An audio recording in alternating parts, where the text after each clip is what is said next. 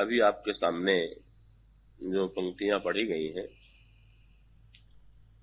उसमें विभीषण की उस समय की मनस्थिति का वर्णन किया गया है जब वे लंका से निकलकर भगवान राम की ओर जा रहे थे। वैसे विभीषण जिस परिस्थिति में जा रहे थे का उस समय साधारण व्यक्ति की जैसी मनस्थिति हो सकती है या होती है, विभीषण की मनस्थिति उससे सर्वथा भिन्न है। उन्होंने लंका के राजसभा में बड़े आदर पूर्वक रावण को समझाने की चेष्टा की और ये अनुरोध किया कि श्री सीता जी को लौटा दें, किंतु रावण ने न केवल उनकी सम्मति को अस्वीकार कर दिया अपितु उनकी छाती में चरण प्रहार किया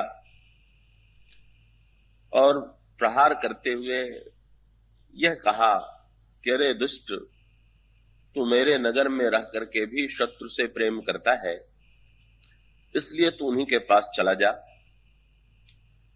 कि भरी सभा में जिस व्यक्ति को इस प्रकार अपमानित किया गया हो, जिसे राज्यसभा से अनादृत करके निकाल दिया गया हो, का ऐसी स्थिति में ऐसे व्यक्ति की मनस्थिति स्वाभाविक रूप से शांत नहीं हो सकती है। कि जिस व्यक्ति का अनादर होता है वो क्षुब्ध होता है और यदि किसी का सभा में अनादर कर दिया जाए तब तो उसके क्षोभ की कोई सीमा नहीं रहती। लेकिन विभीषण के व्यक्तित्व में ये विलक्षणता दिखाई देती है कि जब वे भगवान राम की ओर प्रस्थान करते हैं तो उनके अंतःकरण में कोई क्षोभ, कोई अपमान की अनुभूति या प्रतिशोध की बदला लेने की कोई भावना नहीं दिखाई देती है। अपितु इन पंक्तियों में गोस्वामी जी उनकी यात्रा का प्रारंभ, उनकी यात्रा के मनस्थिति का वर्णन करते हुए कहते हैं, चले हर्ष। वे अत्यंत प्रसन्न मन से, अत्यंत हर्षित हृदय से श्री राम की ओर चले और वे विगत काल का चिंतन नहीं कर रहे हैं। वे विगत काल की बीते हुए समय की कोई चर्चा नहीं करते हैं कि मुझे रावण ने किस प्रकार से अपमानित किया, अपितु उनको बार बार श्री राम के चरणों की स्मृति आ रही है। श्री राम के दिव्य चरण कितने मांगलिक हैं, कितने कल्याणकारी हैं। इसी स्मृति में डूबे हुए वे समुद्र को पार करके उस स्थान पर पहुंच जाते हैं जहां पर भगवान श्री राम विराजमान। का इस अपमान के वातावरण में विभीषण की जिस मनस्थिति का वर्णन किया गया है उसका रहस्य क्या है? और यहीं पर विभीषण शरणागति का मूल सूत्र विशेष रूप से प्रारंभ होता है। श्री विभीषण के जीवन में दो ऐसी घटना है जो उन्हें शरणागति की ओर प्रेरित करती। एक तो जो प्रसंग कल आपके सामने चल रहा था, का बाल्यावस्था से ही विभीषण के अंतःकरण में भगवत भक्ति के संस्कार। और अगर आध्यात्मिक अर्थों में देखें तो ये कह सकते हैं कि यदि जीव ईश्वर का अंश है तो ऐसी स्थिति में उसके अंतःकरण में ईश्वर के प्रति आकर्षण होना स्वाभाविक ही है। किंतु इतना होते हुए भी का विभीषण लंका की इस प्रवृत्तियों में, इस प्रवृत्ति राज्य में इतने उलझ जाते हैं कि वे श्री राम की शरणागति ग्रहण नहीं कर पाते हैं। यद्यपि उनके जीवन में धार्मिक संस्कार हैं, पवित्रता और भक्ति के संस्कार हैं, पर इतना होते हुए भी वे इतना साहस एकत्र नहीं कर पाते कि इस प्रवृत्ति से छुटकारा पा करके वे भगवान राम की शरणागति को ग्रहण कर सके, इस लंका से निकल करके वे श्री राम के पास जा सके। ये उनकी समस्या थी। और विभीषण की इन दोनों समस्याओं का समाधान दो घटनाओं के द्वारा हुआ। ये शरणागति के दो मुख्य रूप से प्रेरक तत्व है। का पहली तो घटना है का विभीषण और श्री हनुमान जी का मिलन, और दूसरी घटना है फिर रावण के द्वारा विभीषण की छाती में चरण प्रहार। और इन्हीं दोनों घटनाओं की प्रेरणा से का विभीषण इस लंका से निकल करके भगवान राम के शरणागत हो सके। तो इसका सांकेतिक तात्पर्य क्या है कि हमारे सामने हमारे समक्ष दो वस्तुएं हैं का एक और तो है प्रवृत्ति, और प्रवृत्ति के आकर्षण, और दूसरी ओर है ईश्वर। तो मनुष्य के अंतःकरण में जब तक ईश्वर के प्रति आकर्षण का उदय नहीं होगा और प्रवृत्ति के जो दोष हैं उनका प्रत्यक्ष अनुभव नहीं होता, तब तक स्वाभाविक रूप से वह भगवान के सन्मुख शरणागत नहीं हो सकता। इसका तात्पर्य यह है कि ऐसे भी अनेक लोग होते हैं कि जिनके जीवन में प्रवृत्ति के जो कष्ट हैं वे आते हैं, ऐसी समस्याएं प्रवृत्ति में रहते हुए हमारे आप के सबके सामने आती हैं कि जो मनुष्य को बहुत कष्ट देती है। और विभीषण का रावण की सभा में जिस प्रकार से अपमान किया गया, कि वो अपमान भी ऐसा नहीं है कि जिसका अनुभव हमें आपको ना होता हो। घर बाहर परिवार में समाज में ऐसे अनेक अवसर आते हैं जब लोग अपमानित करते हैं, कटु शब्दों का प्रयोग करते हैं, कि घर में अनेक बार निकल जाने के शब्द का प्रयोग किया जाता है, पर केवल अपमानित किए जाने से, कठोर शब्दों के द्वारा या केवल आघात से ही तो लोग शरणागत नहीं हो जाते। इसलिए एक बार जब एक सज्जन ने भाषण देते हुए कहा कि हम तो गोस्वामी जी को बधाई नहीं देते, हम बधाई तो देते हैं रत्नावली को कि जिनके कटु शब्दों के द्वारा तुलसीदास भगवान की ओर जा पाए, नहीं तो शायद भगवान की ओर न जा पाते। मैंने ये कहा कि भाई यदि केवल कटु शब्द ही भगवान के पास पहुंचाने वाले होते तो घर घर में तुलसीदास पैदा हो जाते। न जाने कितने लोगों को अपने परिवार में कटु शब्द सुनने को मिलते हैं, फटकार सुनने को मिलती है, पर क्या सब के सब लोग भगवान के सन्मुख हो जाते हैं क्या? शरण में हो जाते हैं क्या? तो ये ठीक है, ये भी एक पक्ष है का सचमुच जिस वस्तु को हम छोड़ना चाहते हैं उसके दोष दिखाई देना, उसकी बुराई दिखाई देना भी एक पक्ष है। लेकिन इसकी समग्रता कब होगी कि जैसे व्यक्ति प्यासा है और उसे सामने दिखाई दे रहा है कि जल गंदा, का सामने भोजन है, व्यक्ति भूखा है और उससे दिखाई दे रहा है कि भोजन पवित्रता पूर्वक नहीं बनाया गया, और ऐसी स्थिति में उसके अंतःकरण में कि ये बात आ सकती है कि ये जल पीने योग्य नहीं है या भोजन ये करने योग्य नहीं। लेकिन जब व्यक्ति को भूख तीव्र लगी हुई है और उसके सामने कोई दूसरा विकल्प नहीं है, ऐसा तो हो सकता है कि एक व्यक्ति गंदे जल को गंदा न समझ करके पी ले, और दूसरे व्यक्ति जो है वो गंदे जल को भी गंदा जल समझ करके कब पी लेता है, जबकि प्यास तो इतनी तीव्र है कि उसे रोका नहीं जा सकता और कोई विकल्प सामने है नहीं। तो ऐसी स्थिति में केवल जल का दोष दिखाई देना ही यथेष्ट नहीं है, अपितु उसके सामने ये विकल्प होना चाहिए कि नहीं, ये जल जो है पीने योग्य नहीं है, ये पीने योग्य। कई इसी प्रकार से भोजन में भी यही होगा। अगर बहुत सी ऐसी वस्तुएं होती हैं जो शरीर के लिए हानिकारक होती हैं, लेकिन जब व्यक्ति में भूख और स्वाद की समस्या है तो उन वस्तुओं को भी वो स्वीकार कर लेता है, उनसे भी अपनी क्षुधा शांत कर लेता है जिन वस्तुओं के द्वारा शरीर में रोग की वृद्धि होने वाली। तो इसका अर्थ यह है कि दो पक्ष हैं का, एक तो हमें जो प्रवृत्ति है, जो विषय है, उनके दोषों का दर्शन होना चाहिए, पर उसके साथ साथ हमारे पास ये विकल्प भी होना चाहिए कि अगर हम इन वस्तुओं का त्याग करें तो हम कहां जाएं। तो विभीषण के सामने जब तक इन दोनों की पूर्णता नहीं आ गई तब तक वे शरणागत नहीं हो पाए।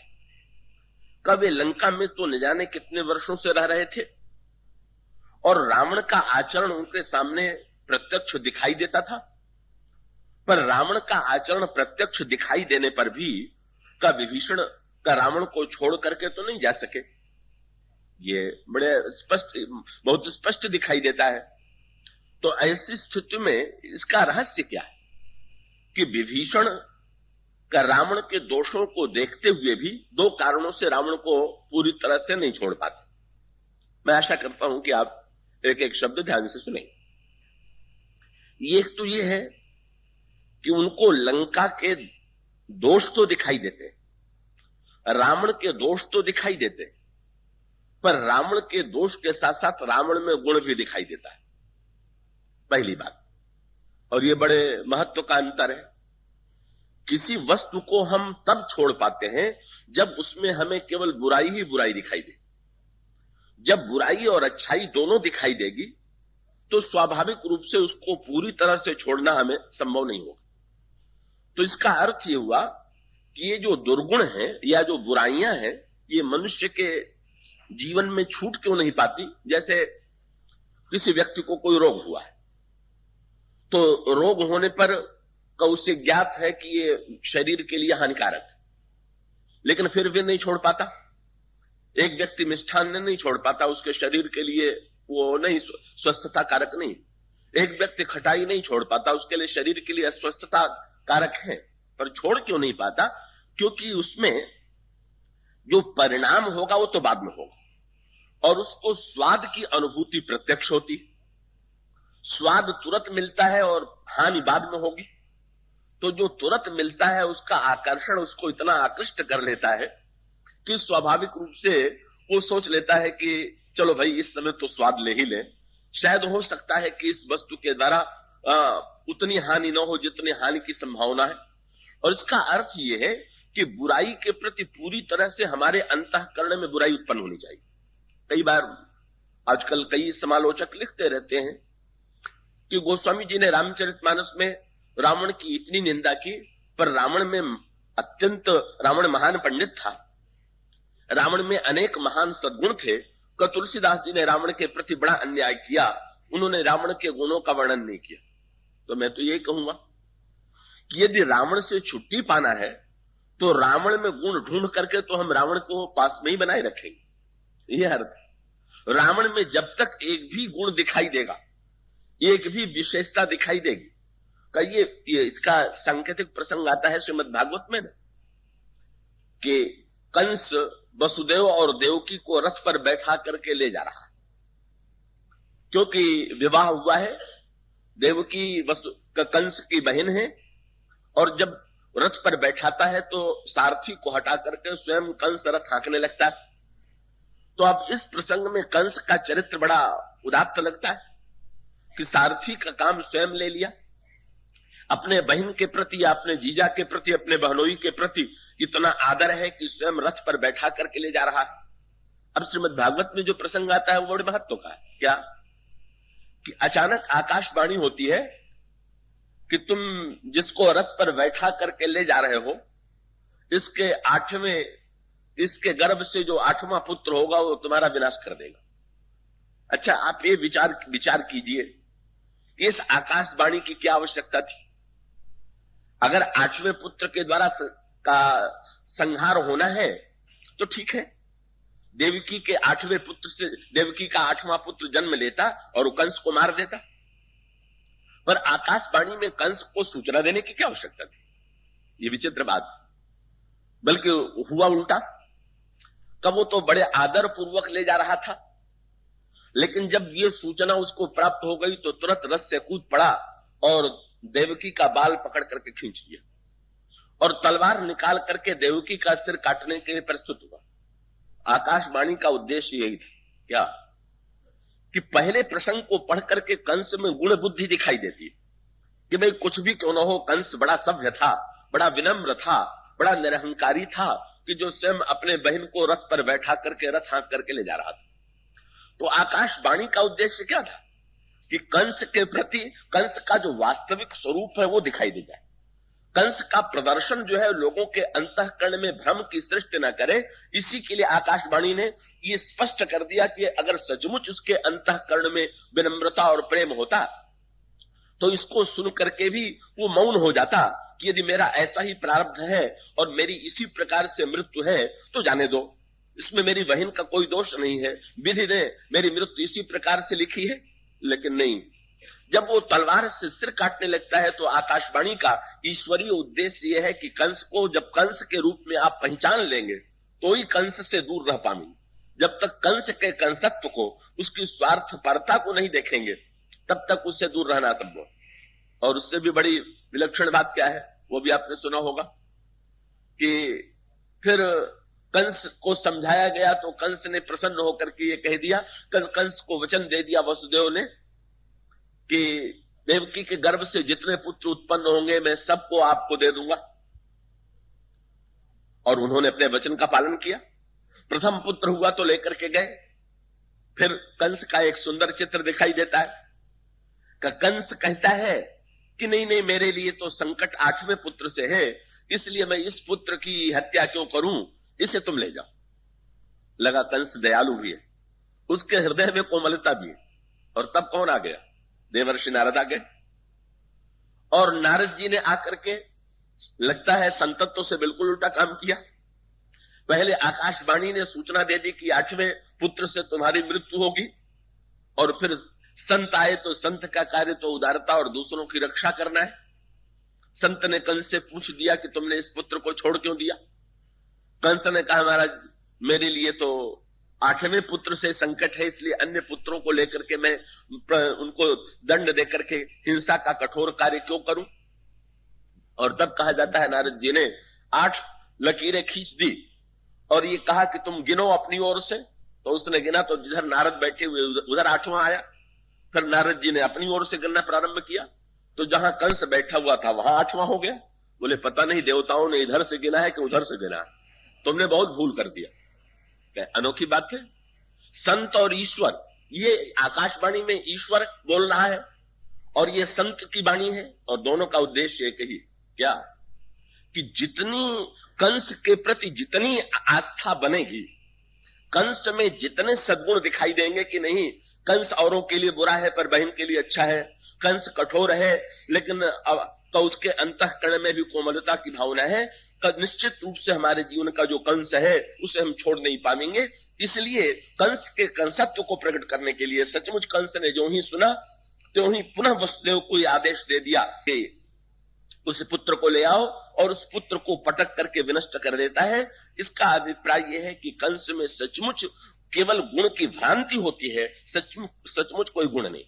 और इसी प्रकार से रामचरितमानस में भी गोस्वामी जी रावण के द्वारा रावण के चित्र का वर्णन करते हैं तो कई लोग भ्रमवश उसे रावण की महानता समझ लेते हैं। रामचरितमानस में आता है कि जब रावण श्री सीता जी का हरण करने के लिए आया तो उनके चरणों में प्रणाम किया।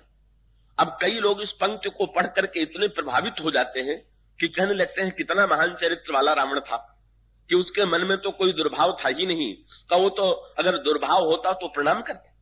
इसलिए रामचरितमानस की इस पंक्ति के द्वारा कि मनमह चरण बंदी सुख माना, रावण जो है मन ही मन वंदना करके सुखी होता है, ये मानने की भूल कर बैठते हैं कि रावण के चरित्र में उदारता है, अथवा रावण के चरित्र में सहिष्णुता है, अथवा रावण के चरित्र में श्री सीता जी के प्रति समादर की भावना है। गोस्वामी जी तो ये बताना चाहते हैं कि जो बुरे व्यक्ति होते हैं, जिनके जीवन में केवल स्वार्थ ही लक्ष्य होता है, वे अपने स्वार्थ की पूर्ति के लिए पैरों में भी झुक सकते हैं और सिर भी काट सकते हैं। उनके लिए दोनों बराबर है, उनके लिए दोनों में कोई अंतर नहीं। ऐसा नहीं है कि वो विनम्रता के कारण प्रणाम करते हैं और केवल दूसरे कारण से सिर काट लेते हैं, अन्याय के कारण सिर काट लेते हैं। रावण के चरित्र का तत्व यही है कि रावण जो है श्री सीता जी के चरणों में एक ओर प्रणाम करता हुआ दिखाई दे रहा है और दूसरी ओर बलपूर्वक उनका हरण करके रथ पर बैठा करके लेकर के जाता हुआ दिखाई देता है। और इतना ही नहीं कि जब अशोक वाटिका में श्री सीता जी के समक्ष रावण एक ओर चरणों में वंदना और दूसरी ओर रावण की भाषा पर आप विचार कीजिए, अपनी रानियों को लेकर के रत्न और आभूषणों से रानियों को सजा करके रावण आता और रावण आकर के श्री सीता जी से रावण आकर के श्री सीता जी के सौंदर्य की सराहना करता है, फिर वही संकेत आता है। श्री सीता जी के सौंदर्य की सराहना तो पग पग पर रामचरितमानस की अनगिनत पंक्तियों में श्री सीता जी के सौंदर्य की सराहना की गई। बल्कि बाल कांड में या अयोध्या कांड में वर्णन आता है कि जो गांव की स्त्रियां हैं वे श्री सीता जी को जब देखती हैं तो देखने के पश्चात उनके सौंदर्य की सराहना करती हैं। और बल्कि गोस्वामी जी ने तो जानबूझ करके प्रशंसा के शब्द रावण के द्वारा भी मिलते जुलते कहलवाए। गांव की स्त्रियों ने श्री सीता जी को के सौंदर्य को देखा तो यही कहा कि कोटि मलोज लजामन हारे, सुमुखी कहो को आही तुम्हारे। हे सुमुखी, हे सुंदरी। और रावण भी जब श्री सीता जी के विषय में कहता है तो यही कहता है क्या, कहा रावण सुन सुमुख सयानी। बड़ी सुंदर साहित्यिक भाषा का प्रयोग करता है, सीता जी की सुंदरता का वर्णन करता है, उनकी सराहना करता है। तो गांव की स्त्रियां भी श्री सीता जी के सौंदर्य की स्तुति करती हैं, रावण भी स्तुति करता है, पर दोनों के अंतःकरण में कोई अंतर है कि नहीं? अंतर है। गांव की स्त्रियां जब श्री सीता जी के सौंदर्य की सराहना करती हैं तब उसके साथ साथ ये पूछ देती हैं कि जरा ये बताइए कि ये जो सांवले और गोरे वर्ण के राजकुमार हैं ये दोनों आपके कौन? तो गांव की स्त्रियां क्या नहीं जानती थी? क्या जानती थी, क्योंकि ये समाचार पहले से पहुंच चुका था, उन्हें ज्ञात था कि इन दोनों का नाता क्या। पर गांव की स्त्रियों के अंतःकरण में तो एक दूसरी आकांक्षा थी, और वो दूसरी आकांक्षा क्या थी कि उन्होंने ध्यान से देखा तो लक्ष्मण की दृष्टि बार बार भगवान राम और श्री सीता जी के चरणों में, पहले भगवान राम के चरणों को देखते हैं, फिर श्री सीता जी के चरणों को देखते हैं, फिर भगवान राम के चरणों को देखते हैं। उस दृष्टि में जो श्रद्धा और भक्ति है उसे देख करके गांव की स्त्रियों को बड़ी प्रसन्नता होती। उसके पश्चात गांव की स्त्रियां श्री राम की ओर ध्यान देती हैं, और श्री राम भी का बड़े स्नेह से सीता जी की ओर देख रहे हैं, बार बार देख रहे हैं। सागर 12 सुभाए चितय तुम्हत्यो हमरो मन मोहे। श्री राम श्री सीता जी को जिस स्नेह से, जिस अनुराग और श्रृंगार भरी दृष्टि से देख रहे हैं, गांव की स्त्रियों ने वो भी देख लिया। लेकिन जब उन्होंने श्री सीता जी की ओर देखा तो श्री सीता जी न तो लक्ष्मण जी की ओर देख रही थी और न तो भगवान राम की ओर। वे तो शील और संकोच के कारण मन ही मन तो उनके रूप का ध्यान कर रही थी, श्री राम के सौंदर्य का चिंतन कर रही थी, पर दृष्टि जो थी वो संकोच के कारण नीचे की ओर लगी हुई थी, इधर उधर नहीं देख रही थी। तो गांव की स्त्रियों ने जब ये कहा कि जरा ये बताइए कि आपके दोनों कौन हैं, तो उनकी इच्छा क्या थी कि एक बार परिचय देने के लिए जब ये दृष्टि उठा के देखेंगी तो ये पता चल जाएगा कि ये कैसे, किन दृष्टि से इन दोनों को देखती है। जरा श्री सीता जी के दृष्टि का भी परिचय तो प्राप्त हो, श्री सीता जी की दृष्टि से भी तो उनके दृष्टि विनिमय का भी तो आनंद प्राप्त करें। और इसका अर्थ है कि गांव की स्त्रियां चाहती हैं एक बार श्री सीता भगवान राम और लक्ष्मण की ओर देखें। और रावण जब श्री सीता जी के सौंदर्य की सराहना करता है तो रावण क्या चाहता है? रावण चाहता है, गोस्वामी जी कहते हैं, कह रावण सुन सुमुख सयानी, मंदोदरी आदि सब रानी, तब अनुचरी करो पनमोरा, एक बार बिलोक ममोरा। मेरी ओर देखो, तुम सुंदरी हो, मेरी ओर देखो। गांव की स्त्रियां कहती हैं आप बड़ी सुंदरी हैं, और परम सुंदर राम की ओर देख करके जरा हमको उस दृष्टि विनिमय का आनंद दीजिए। और रावण कहता है मेरी ओर दृष्टि डालो, और इसका अर्थ है एक और चरण वंदना और दूसरी ओर श्री सीता जी से ऐसा अनौचित्यपूर्ण प्रस्ताव करने वाला रावण जो है, ये तो बड़ी भ्रांति है कि उस रावण में कोई गुण ढूंढ करके उसकी विशेषताओं का वर्णन किया जाए।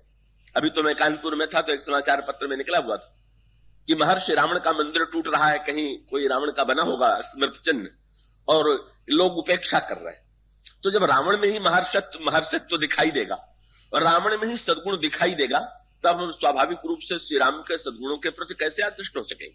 विभीषण की भी यही समस्या थी क्या कि विभीषण को रावण के दोष तो दिखाई देते थे, पर दोष दिखाई देने के साथ साथ रावण में गुण भी दिखाई देता था।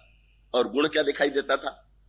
गुण ये दिखाई देता था कि भाई रावण सारे संसार में भक्ति पूजा पाठ को रोकता था, यज्ञों को विनष्ट कर देता था। पर जब विभीषण ने यह कहा कि मैं हरि मंदिर में भगवान की पूजा करना चाहता हूं, तो रावण ने विभीषण जी के लिए पूरी हरि मंदिर की सुविधा दे दिया, पूजा पाठ की सुविधा दे दिया। और जब हरि मंदिर और पूजा पाठ की सुविधा दे दिया तो विभीषण क्या सोचने लगे कि रावण संसार के लिए चाहे जितना बुरा हो, कठोर हो, लेकिन मेरे प्रति तो बड़ा अनुराग है, मेरे प्रति तो बड़ा प्रेम है कि देखो मेरे लिए सारी व्यवस्था कर दिया।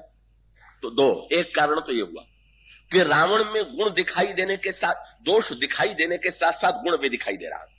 यद्यपि रावण का गुण नहीं था, नहीं तो रावण सारे संसार में यज्ञ और पूजा और भक्ति का विरोध करे और अपने महल के बगल में भगवान के मंदिर को बना रहने दे, तब विभीषण को भक्ति करने दे, ये रावण के स्वभाव के प्रतिकूल। पर रावण ने क्यों किया? वही जो स्वार्थ पर व्यक्ति का स्वभाव होता है, वही रावण का स्वभाव। पहले श्री सीता जी को प्रणाम करता है, फिर उनको अपनी ओर आकृष्ट करने की चेष्टा करता है, और जब श्री सीता जी उसके प्रस्ताव को अस्वीकार कर देती हैं तो तलवार निकाल करके उनका सिर काटने के लिए भी प्रस्तुत हो जाता है। ठीक इसी प्रकार से रावण का चरित्र, रावण के जीवन में स्वार्थ परता ही, केवल अपने स्वार्थ की पूर्ति, अपने निम्न उद्देश्य की पूर्ति ही इसके जीवन का लक्ष्य। उसने सुविधा क्यों दे दिया? बल्कि कहना यह चाहिए कि रावण ने अपने पूर्व जन्म के अनुभव से लाभ उठाया। क्या यही रावण पूर्व जन्म में हिरण्यकश्यप था? और तब इसने अपने बेटे प्रहलाद को भगवान का नाम लेने से रोका। सो प्रहलाद ने बड़ी छोटी सी अवस्था में भगवान को पा लिया। रावण ने हिरण्यकश्यप जब रावण बना तो उसको लगा कि रोकने से भक्ति और बढ़ती है, और अगर सुविधा दे दी जाए तो बस सुविधा ही सुविधा रहती है, भक्ति कम होती है। तो देखो मैंने पूर्व जन्म में रोकने की चेष्टा किया तो वो उसने और भगवान की भक्ति और तीव्र हो गई, इसको भी मैं रोकने की चेष्टा करूंगा तो इसकी भक्ति और तीव्र होगी। तो भक्ति में तीव्रता न आने पावे इसलिए पूजा की सुविधा दे दो। और बिल्कुल ठीक यही बात हुई भी जो रावण समझता था। प्रहलाद ने तो कोई छोटी सी अवस्था में भगवान को पा लिया, और विभीषण इतने प्रारंभ से भक्त होते हुए भी न जाने कितने वर्षों बाद जाकर के तब भगवान की शरणागति ग्रहण कर पाते हैं। और दूसरा कारण क्या था कि जब तीनों भाइयों ने तपस्या की तो पास ही पास खड़े थे, और ब्रह्मा और शंकर जब वरदान देने के लिए आए तो रावण ने वरदान मांगा, फिर कुंभकर्ण ने वरदान मांगा। जब विभीषण वरदान मांगने लगा तो रावण ने ध्यान से सुना कि देखें ये मेरा छोटा भाई क्या वरदान मांग रहा है। तो उसने वरदान मांगा, गयऊ विभीषण पास तब कहऊ पुत्र बर मांग, तेहि मांगेऊ भगवंत पद कमल अमल अनुराग। उन्होंने भगवान के चरणों में भक्ति मांगी। अब रावण के मन में बात आई कि इसको भक्ति से रोकें कि भक्ति करने दे। तो उसको यह लगा कि अगर मैं भक्ति से रोकूं और ये रुक जाए तो इसका अर्थ है कि ब्रह्मा और शंकर ने इसको जो भक्त का वरदान दिया वो झूठा हो जाएगा, और अगर ब्रह्मा और शंकर का वरदान इसके लिए झूठा हो सकता है तो हमारे लिए भी झूठा हो जाएगा। इसलिए अपना वरदान सही बना रहे, इसलिए इसको भी भक्ति करने दो, इसमें हमारी क्या हानि। का केवल उसका उद्देश्य का अपने स्वार्थ पर है, वो हिंसा अहिंसा दोनों का आश्रय ले सकता है। पर गोस्वामी जी ने कहा ना, एक और शस्त्र चलाता है, गाली देता है भगवान राम को, और दूसरी ओर लंका के एकांत प्रकोष्ठ में बैठ करके ध्यान, नेत्र मूंद करके ध्यान कर रहा है। बंदर आते हैं और बंदर आकर के रावण की छाती में चरण प्रहार करते, पर रावण फिर भी शांत भाव से उठ नहीं रहा। कितना संतत्व है। माना अपमाने उस तुल्यम का कैसा बड़ा सुंदर प्रसंग है कि एक शब्द में व्यक्ति क्षुब्ध हो जाता है और यहां लात का प्रहार हो रहा है, फिर भी रावण उठ नहीं रहा। किसी ने गोस्वामी जी से कहा रावण तो बड़ा व्रती है। गोस्वामी जी ने कहा बस इसका एक ही अर्थ है। क्या? अंगद ने तुरंत रावण पर व्यंग करते हुए कहा, रणते नीलज भाग्य गृह आवा, और यहां आई बक ध्यान लगावा। तेरा ध्यान बकुले वाला ध्यान है, जो मछली को निगलने के लिए ध्यान किया जाता है। और इसका अभिप्राय है सहिष्णुता से काम बने तो सहिष्णुता से, कठोरता से काम बने तो कठोरता से, हिंसा से स्वार्थ की सिद्धि हो तो हिंसा से, अहिंसा से स्वार्थ की सिद्धि हो तो अहिंसा से। तो ये रावण के जीवन का स्वांग है, ये रावण के अंतःकरण का गुण नहीं है, पर ये विशेषता रावण के ये जो गुण है ये विभीषण को दिखाई देते थे। इसलिए अब आप देखेंगे क्या कि ये जो दोनों बातें हैं जो अभी आपके सामने मैं कह रहा था कि एक तो रावण में दोष ही दोष दिखाई दे, गुण न दिखाई दे, और दूसरी ओर विभीषण जी के जीवन में कोई विकल्प रहे। और विकल्प का अभिप्राय क्या कि अभी तो प्रश्न ये है कि हम रावण को छोड़ के, लंका को छोड़ करके जाएं तो कहां जाए, ये भी तो प्रश्न है। जो बात अभी आपके सामने कही जा रही थी, अगर गंदा जल अगर स्वच्छ जल नहीं होगा तो हम गंदा जल पीने के लिए बाध्य होंगे। तो विभीषण के सामने यह भी समस्या थी, यह भी प्रश्न था कि यदि मैं रावण का परित्याग कर दूं तो जाऊं कहां? भगवान की ओर। तब उनके मन में यह संशय था कि क्या रावण के छोटे भाई को, और जो इतने वर्षों तक रावण के पाप ताप अत्याचार को चुपचाप देखता रहा है,